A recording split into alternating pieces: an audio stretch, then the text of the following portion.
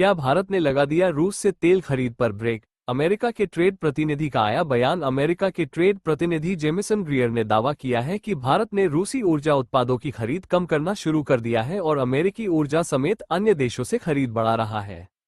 उन्होंने कहा कि भारत अगले 5 वर्षों में अमेरिका से ऊर्जा, विमान और तकनीक समेत बड़े पैमाने पर खरीद के लिए प्रतिबद्ध। अमेरिका के व्यापार प्रतिनिधि यूएसटीआर जेमिसन ग्रियर ने दावा किया है कि भारत ने रूसी तेल और ऊर्जा उत्पादों की खरीद कम करना शुरू कर दिया है।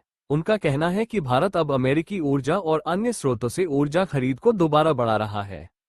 जब उनसे पूछा गया कि क्या भारत वास्तव में रूसी तेल से दूरी बना रहा है और क्या वो अगले 5 वर्षों में अमेरिका से ऊर्जा, विमान और तकनीक सहित $500 अरब तक की खरीद के लिए प्रतिबद्ध है, तो ग्रियर ने कहा कि इसका संक्षिप्त जवाब हाँ है। यूएसटीआर प्रमुख के मुताबिक भारत पहले ही रूसी ऊर्जा उत्पादों की खरीद को धीरे धीरे कम कर रहा है और अमेरिकी ऊर्जा के साथ साथ अन्य देशों से भी आपूर्ति बढ़ा रहा है। उन्होंने बताया कि इस संदर्भ में भारत से वेनेजुएला के तेल को लेकर भी बातचीत की गई है। ग्रियर ने कहा कि 2022 से पहले भारत रूस से बड़े पैमाने पर तेल नहीं खरीदता था। रूस यूक्रेन युद्ध के बाद सस्ते रूसी तेल की उपलब्धता के कारण भारत ने खरीद बढ़ाई थी।